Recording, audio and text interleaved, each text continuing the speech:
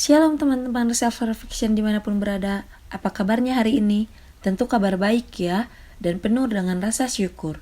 Bagaimana nih dengan rekanku Iren? Apa kabarnya? Puji Tuhan, kabarku baik, Race. Bagaimana denganmu? Puji Tuhan, kabarku juga baik, Ren. Nah, sepertinya tidak perlu berlama-lama lagi nih. Untuk para pendengar, kembali lagi bersama kami di podcast Self-Reflection dengan topik menjadi pengikut Yesus.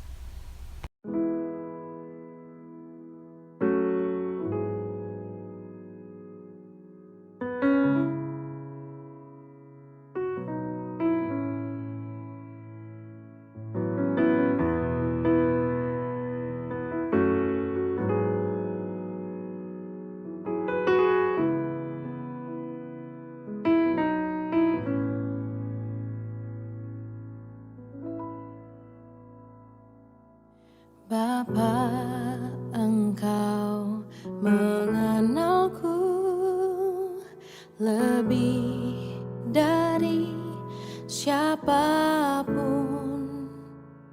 Engkau tahu ceritaku dan isi hatiku.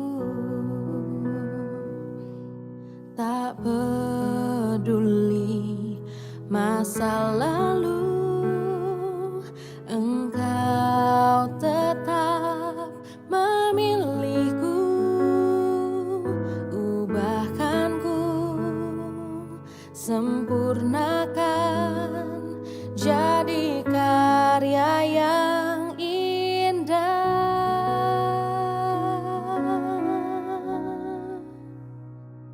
Kini aku percaya tiada yang mustahil bagimu. Kuasamu kuatkanku, dasarku berharap.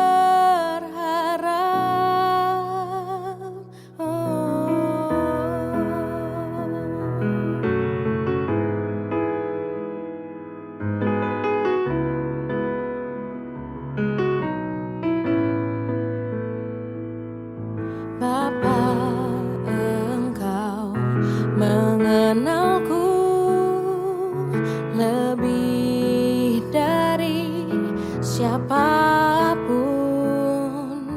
Engkau tahu ceritaku dan isi hatiku. Tak peduli masa lalu, Engkau tetap memilihku.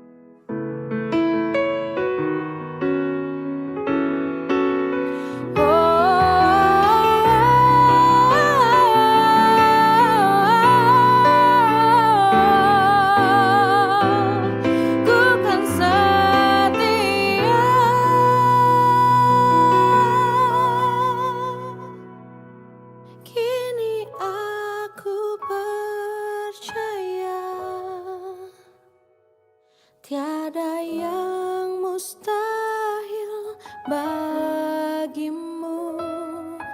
Kuasamu kuatkanku, dasarku berharap. Kini aku berserah pada rancanganmu bagiku. Ku ikuti panggilanmu, ku kan setia sampai akhir hidupku. Ku ikuti panggilanmu, ku kan setia sampai akhir hidupku.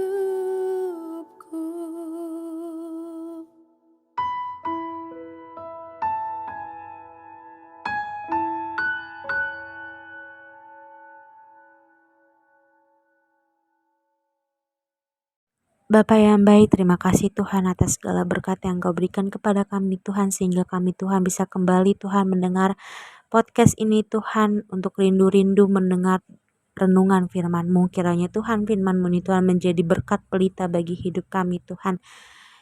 Jauhkanlah kami dari mara bahaya, berikan hikmat dan kebijaksanaan-Mu Tuhan dalam proses pendengaran kami Tuhan, sehingga kami bisa terketuk, sehingga kami bisa terbuka Tuhan, sehingga kami bisa merenungkan kembali Tuhan atas firman yang disampaikan. Apapun yang terjadi pada hari ini Tuhan kami serahkan ke dalam tangan-Mu. Dalam nama-Mu kami berdoa dan mengucap syukur. Amin. Baiklah, langsung saja pada topik kita hari ini adalah menjadi pengikut Yesus, yang terambil dari Markus 1 ayat 16-20. Yesus memanggil murid-murid yang pertama. Ketika Yesus sedang berjalan menyusur danau Galilea, ia melihat Simon dan Andreas, saudara Simon. Mereka sedang menebarkan jala di danau, sebab mereka adalah penjala ikan. Yesus berkata kepada mereka, "Mari, ikutlah aku dan kamu akan kujadikan penjala manusia." Lalu mereka pun segera meninggalkan jalannya dan mengikuti Dia. Dan setelah Yesus meneruskan perjalanannya sedikit lagi, dilihatnya Yakobus anak Zebedeus dan Yohanes saudaranya sedang membereskan jala di dalam perahu. Yesus segera memanggil mereka dan mereka meninggalkan ayahnya Zebedeus di dalam perahu bersama orang-orang upahannya lalu mengikuti Dia. Nah teman-teman, jika kita mengikuti kisah pemanggilan ini dari kesaksian di Lukas 5 ayat 1-11, maka kita akan melihat bahwa mereka menjadi pengikut Yesus tidak hanya sederhana penjelasan yang tertulis dalam Injil Markus dan Matius, namun ada tambahan penjelasan yang akhirnya mereka mengikuti Yesus setelah melihat mukjizat Tuhan Yesus. Yesus menjumpai mereka setelah bekerja keras sepanjang malam, namun tidak mendapatkan ikan. Namun ketika Yesus menaiki perahu mereka dan menyuruh mereka menyebarkan jala, mereka mendapatkan banyak ikan, bahkan jala mereka sampai mau koyak. Kejadian ini membuat mereka takut. Tetapi justru hal inilah jalan bagi Tuhan untuk membuka hati mereka untuk mengikutinya. Penjala ikan akan menjaring ikan untuk ditangkap, dikumpulkan, dan dibunuh untuk dikonsumsi. Namun, menjadi penjala manusia yang dimaksudkan oleh Tuhan Yesus adalah bukan mau menyamakan dengan ikan yang akan dijala untuk dijala dan ditangkap, tetapi penjala manusia adalah untuk menangkap supaya diselamatkan. Sehingga menjadi penjala manusia berarti turut mengambil bagian dalam karya penyelamatan Tuhan untuk membawa jiwa-jiwa kepada keselamatan Tuhan. Seperti seorang nelayan ketika hendak menangkap ikan di tengah-tengah laut harus memiliki keberanian untuk menanggung resiko. Mereka sedang bekerja di tengah-tengah bahaya dan ancaman badai yang membuat mereka kehilangan nyawa. Maka demikian pula menjadi seorang penjala manusia dibutuhkan keberanian menghadapi resiko. Melalui renungan ini, kita belajar untuk memahami panggilan kita sebagai pengikut Yesus. Nah, yang pertama, Tuhan yang memanggil dan memilih kita. Sebagaimana Tuhan Yesus menyapa dan memanggil murid-muridnya yang pertama, demikian juga Tuhan memanggil dan menyapa kita sehingga kita saat ini menjadi murid-murid Tuhan Yesus. Kita patut disyukuri atas iman kita kepada Tuhan Yesus, bukanlah suatu hal yang kebetulan. Tetapi kita percaya walaupun kita lahir dari keluarga yang sudah percaya kepada Tuhan Yesus, namun setiap orang memiliki panggilan khusus dari Tuhan. Tuhan memanggil dan menyapa kita dengan nama kita. Yang kedua, apapun yang menjadi pekerjaan dan profesi kita sehari-hari, kita percaya di situ ada panggilan Tuhan.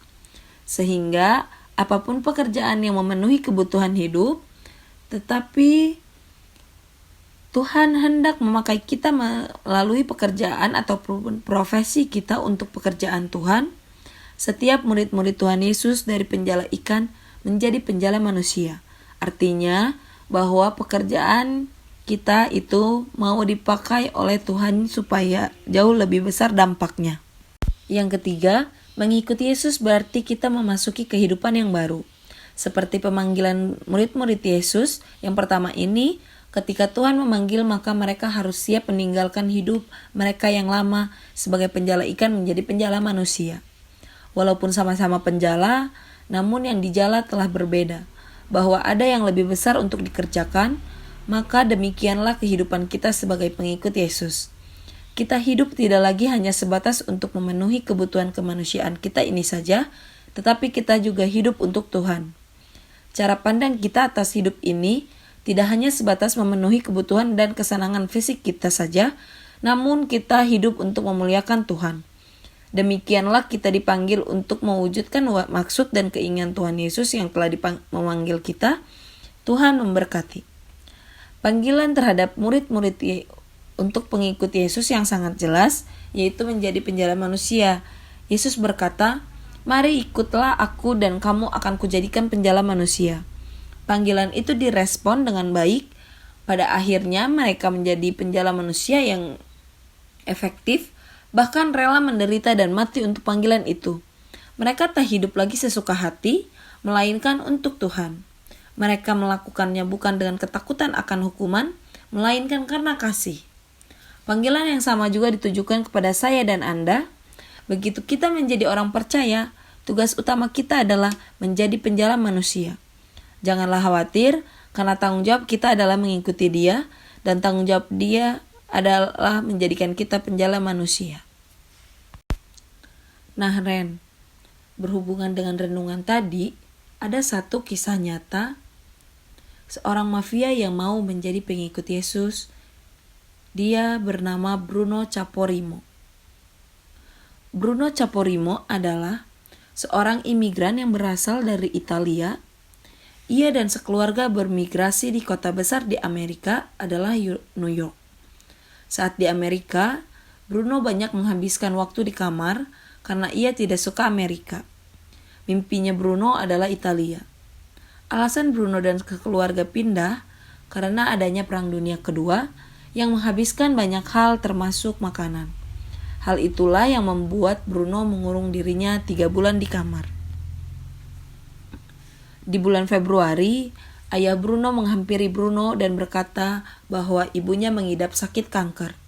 Sejak itu, semua impiannya hancur, termasuk impiannya ingin menjadi pengacara. Ia bekerja keras untuk membayar biaya pengobatan ibunya. Namun Tuhan berkehendak lain. Ibu Bruno telah dipanggil oleh Tuhan. Bruno hancur, ia marah pada Tuhan.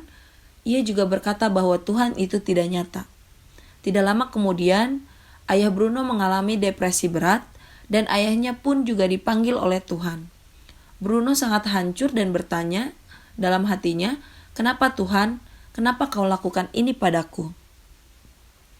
Seiring berjalannya waktu, kehidupan Bruno benar-benar hancur. Ia menjadi seorang pemabuk. Ia juga pernah menabrak pengguna jalan dan ia pun masuk penjara selama 6 bulan di lembaga permasyarakatan Pulau Richard. Di dalam penjara, ia berkenalan dengan seorang mafia yang menjadi kawannya. Ia dengan mafia itu berencana apabila sudah keluar dari penjara, mereka akan bertemu di suatu klub. Setelah Bruno lepas dari penjara, ia mendatangi klub tersebut. Dari situlah dimulai lagi kisahnya Bruno semakin hancur. Ia menjadi mafia, ia senang berjudi, mencuri, dan mabuk-mabukan. Hal itu berlangsung bertahun-tahun. Bruno berkecimpung di dunia mafia. Hingga akhirnya ia bertemu dengan seorang gadis bernama Angela. Ia menikah dan memutuskan membangun kehidupan baru jauh dari pengaruh mafia. Ia pun pindah ke California. Di California, ia dan istrinya membuka usaha sebuah restoran. Namun, masalah Bruno tidak hanya sampai di situ. Ia mendapatkan masalah baru, yaitu istrinya kecanduan narkoba. Selain itu juga, usaha yang mereka jalankan semakin merosot. Bruno hancur lagi. Keadaannya saat itu istrinya hendak pergi keluar untuk membeli narkoba. Namun ia berbohong kepada Bruno. Dia mengatakan bahwa dia ingin berbelanja. Tak lama kemudian ada satu tragedi terjadi. Bruno tidak sengaja menabrak istrinya sendiri yang sedang menyeberang jalan. Istrinya mengalami koma selama 14 hari dan biayanya cukup besar, yaitu $120.000. Bruno mengambil uang yang dimilikinya dan bergegas membayarnya. Saat Bruno kembali ke restorannya, ia bertemu dengan seorang pendeta. Mereka berbincang dan Bruno mengatakan bahwa ia akan pergi ke Las Vegas untuk berjudi. Pendeta itu pun berkata, "Jangan lakukan itu. Izinkan saya berdoa untukmu." Bruno didoakan dan pendeta itu pun berkata, "Uang tidak akan menyelesaikan masalah. Apapun yang kamu hadapi, Yesus sanggup menolongmu. Yesus akan menyelesaikannya. Kamu hanya perlu mengakui bahwa kamu berdosa." Namun Bruno marah kepada pendeta itu dan ia pun tetap pergi ke Las Vegas. Di Las Vegas, ia semakin hancur. Ia ingin bunuh diri hingga keadaan terjadi ia memegang pistol dan siap menembak kepalanya. Namun ia teringat dengan perkataan pendeta itu. Bruno pun berkata, "Yesus, aku ingin mengenalmu, masuklah ke dalam hatiku, masuklah." Ia merasakan ada sesuatu kuasa yang masuk dalam hatinya. Ia juga berdoa agar istrinya disembuhkan oleh Tuhan. Hingga ia mendapat kabar bahwa istrinya telah dipanggil oleh Tuhan. Bruno pun mendekati ranjang istrinya dan berkata kepada Yesus, "Yesus, saya akan pergi kemanapun Engkau suruh untuk aku melayani." Ia juga berdoa supaya Yesus mengembalikan istrinya dan Yesus mengabulkannya. Bruno pun mendapat jawaban selama ini yang ia cari. Pertobatannya membawa dia masuk ke dalam keselamatan. Bruno menemukan pribadi yang memuaskan jiwanya, yaitu Yesus Kristus. Bruno mengatakan, "Saya memiliki Tuhan. Saya sangat bersyukur kepada Tuhan karena Dia telah mengampuni, menebus dosa saya, bahkan mengubah saya menjadi pribadi yang baru. Ia telah membentuk karakter saya, menjadikan saya manusia dan rencananya." Menjadi seorang pengikut Kristus bukan hanya sekadar memiliki agama, melainkan memiliki gaya hidup seperti Yesus. Nah, bagaimana pendapatmu, Ren, mengenai kisah hidup Bruno Caporimo ini? Apakah kamu juga memiliki pengalaman juga? Iya, Grace. Mendengar dari apa yang kamu sampaikan, yaitu kisah Bruno, jadi teringat salah satu tokoh kisah di Alkitab, yaitu Rasul Paulus gitu ya, Grace ya. Dimana kita tahu kan dulu itu Saulus ya namanya. Saulus itu adalah seorang Yahudi yang sangat fanatik gitu ya. Dimana ia itu menganiaya para pengikut Yesus yang dianggapnya sebagai para penghujat Allah gitu. Dan dia tuh bagaimana ya, dia tuh kayak benar-benar tidak suka lah dengan Yesus gitu ya. Kita tahu kan ya, Saulus ini tidak suka dengan Yesus. Akan tetapi pada suatu hari gitu, Saulus itu sedang dalam perjalanan ke kota Damsyik kan untuk menangkap para pengikut Kristus. Tiba-tiba satu sinar itu yang amat terang melingkupi dia. Ia pun terjatuh rebah gitu kan ke tanah dan menjadi buta. Ia mendengar suatu suara yang berkata, "Saulus, Saulus, mengapakah engkau menganiaya aku?" Begitu kan di Alkitab. Dan tentu disaut sama Saulus, "Siapakah engkau, Tuhan?" gitu kan. Dan suara itu menjawab, "Akulah Yesus yang kau aniaya itu." Saulus amat kaget dan bingung tentunya gitu kan. Dan beberapa saat kemudian ia bertanya, "Apa yang kau ingin aku lakukan?" gitu.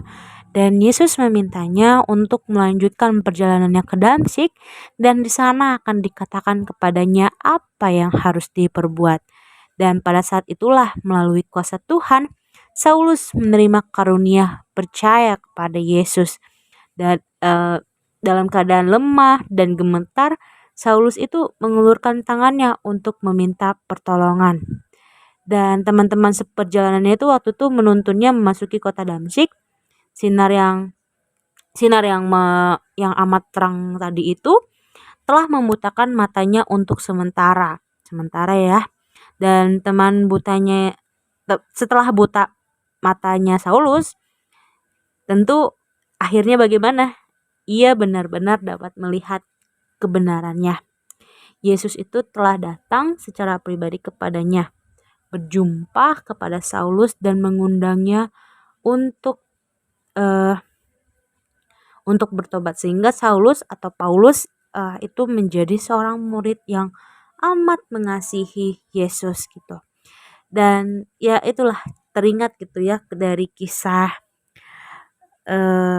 tadi kisah apa Grece, kisah Bruno ya. Jadi teringat kisahnya Rasul Paulus. Dan jika dikaitkan dengan pengalaman, tersentuh pas Grece ada singgung apapun yang menjadi pekerjaan dan profesi kita sehari-hari, kita percaya di situ ada panggilan Tuhan. Dan ini tuh aku kaitkan gitu dengan pada saat ini gitu, dimana aku percaya bahwa aku memilih pendidikan ekonomi itu karena panggilan Tuhan. Karena waktu itu SNPTN aku tuh kan milih 2 ya. Dan di situ yang pertama ada pendidikan ekonomi, kedua PGSD di Samarinda gitu ya. Dan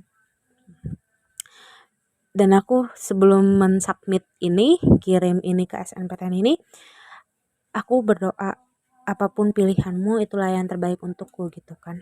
Dan pilihanku adalah pilihan Tuhan, maksudnya memilih pendidikan ekonomi. Memang ini kan kita semester 6 gitu ya. Belakangan ini sudah mulai nih mikir kayaknya aku salah deh milih pendidikan ekonomi, tapi aku kembali mengingat bahwa inilah yang terbaik, inilah yang dipilih oleh Tuhan, sehingga makanya aku masih bisa berjuang, masih bisa ada di semester 6 ini tuh karena mengingat dan meyakini bahwa aku ada di lingkungan pendidikan ekonomi ini karena panggilan Tuhan. Jadi pekerjaan, perkuliahan yang sedang aku jalani ini kita tekunin gitu. Dan tentu ini ingin Tuhan hendak memakai kita gitu ya. Yaitu lihat nanti, berarti saya guru ya, kita lihat Tuhan ingin aku menjadi seorang guru ekonomi. Begitu mungkin dari aku Grace. Sangat menarik ya ceritanya. Seperti yang kita ketahui, menjadi pengikut Yesus itu adalah panggilan kita sebagai penjala manusia. Kita hidup untuk Tuhan, bukan hanya kepentingan manusia saja. Mari kita bernyanyi, Ku Hidup Bagimu.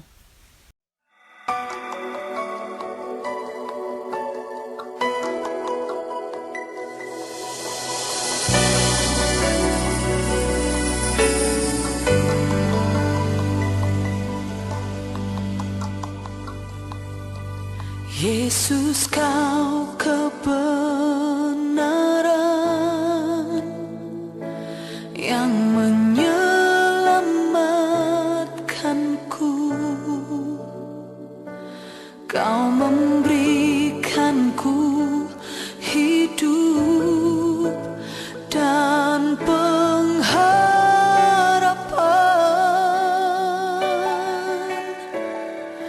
ku ikut kehendak-Mu.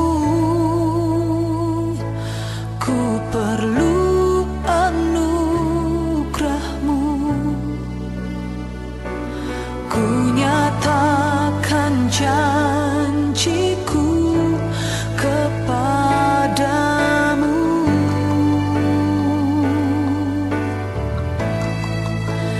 Kalau ku hidup bagimu, hatiku tetap menyembah-Mu. Dunia tak bisa menjauhkanku dari kasih-Mu. Selama ku hidup bagimu, mataku tetap memandang-Mu. Dunia tak bisa menjauhkanku dari kasih-Mu.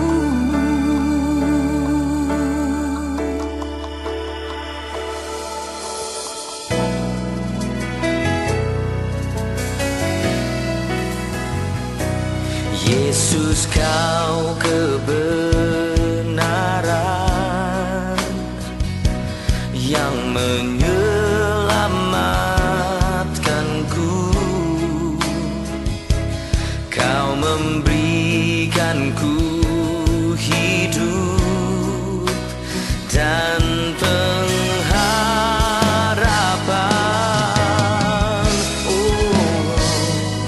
Ku ikut kehendak-Mu.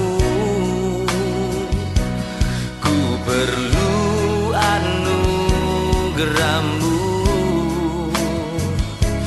Ku nyatakan janjiku kepadamu.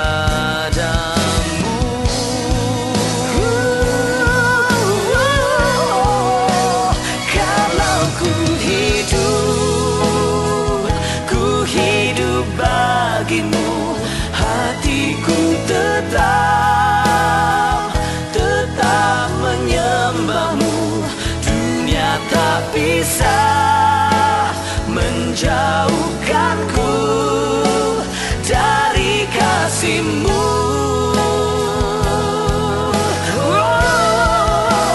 Selama ku hidup bagimu, mataku tetap memandang-Mu. Dunia tak bisa menjauhkanku